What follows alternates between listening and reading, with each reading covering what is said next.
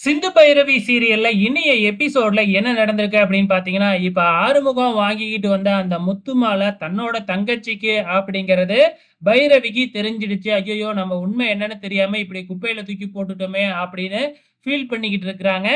இருந்தாலும் ஆறுமுகம் பெருசா பைரவிய திட்டல. அதுக்கப்புறம் குப்பை தொட்டியில இருந்த அந்த மாலைய எடுத்துட்டு போயிட்டு தன்னோட தங்கச்சிக்கு குடுத்துர்றாரு. எல்லாருமே ஒண்ணா உட்காந்து நிச்சயதார்த்தத்தை எப்படி பண்ணலாம் அப்படின்னு யோசிச்சுக்கிட்டு இருக்கும்பொழுது, மாப்பிள்ளை வீட்ல இருந்து ஃபோன் வருது. ஃபோன் கால்ல இந்த நிச்சயதார்த்தம் வேணாம் அப்படின்னு ஒரு ஷாக்கிங்கான விஷயத்த சொல்றாங்க. அதுக்கு காரணம் என்ன அப்படின்னு பார்த்தீங்கன்னா, மாறன ஆறுமுகம் வெட்டுனதுனால அவங்க அண்ணன் வந்து பார்த்தீங்கன்னா, எங்கள மிரட்டுறாரு. என் தம்பிக்கு தான் அந்த காயத்ரிய கல்யாணம் பண்ணி வைப்பேன் அப்படின்னு சொல்லி மிரட்டுறாரு. அத மீறி நீங்க பண்ணுனீங்க, உங்க பையனையும் வெட்டிடுவேன் அப்படின்னு சொல்லி மிரட்டுறாங்க. அதனால என்னால எதுவும் பண்ண முடியாது அப்படின்னு மாப்பிள்ளை வீட்ல சொல்லிடுறாங்க. இது கேட்ட உடனே ஆறுமுகத்துக்கு பயங்கரமா கோவம் வந்து, நான் இப்பயே போயிட்டு அவங்க 2 பேத்தையும் வெட்டி போட்டுறேன். தம்பி சிவா நீ இந்த கல்யாணத்த நடத்துறா அப்படிங்கிற மாதிரி சொல்லிட்டு ஆவேசமா கிளம்புறாங்க. ஆனா அன்னபூர்ணி தடுத்து நிப்பாட்டி, "ஏன் இப்படி அவசரப்படுற? நீ பொறுமையா இரு" அப்படின்னு சொல்லிட்டு வந்து பார்த்தீங்கன்னா, ஆவேசத்த அடக்கிடுறாங்க.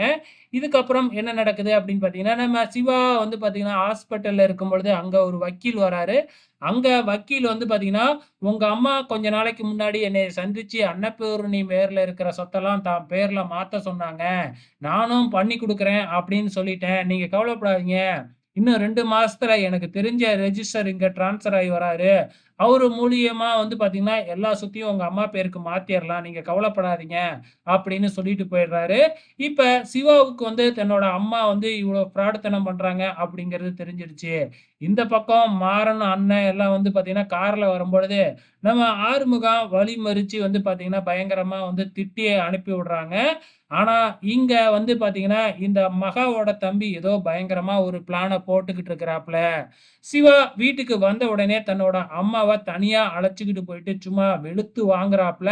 "ஏன் இப்படி நீங்க இப்படி ஃப்ராடுத்தனம் பண்ணிக்கிட்டு இருக்கீங்க? பெரியம்மா பேர்ல இருக்கிற சொத்தெல்லாம் உங்க பேர்ல மாத்துறதுக்கு சதித்திட்டம் தீட்டிக்கிட்டு இருக்கீங்களா? இதெல்லாம் கொஞ்சம் கூட நியாயமா? நம்ம அனாதையா நின்னுகிட்டு இருக்கிறப்ப, பெரியம்மா தான் நம்மள கூப்பிட்டு, "இது இனிமேக்கு உங்க வீடு மாதிரி நீங்க என்ன வேணா பண்ணிக்கலாம்" அப்படின்னு அடைக்கலம் குடுத்தாங்க. அடைக்கலம் குடுத்தவங்களுக்கு இப்படி நம்பிக்கை துரோகம் பண்றீங்களே! அப்படின்னு சும்மா வுட்டு வாங்கு வாங்குன்னு வாங்கிடுறாப்ல நம்ம சிவா. அப்கமிங்ல என்ன நடக்க போகுது அப்படிங்கிறத பொறுத்திருந்து பார்க்கலாம்.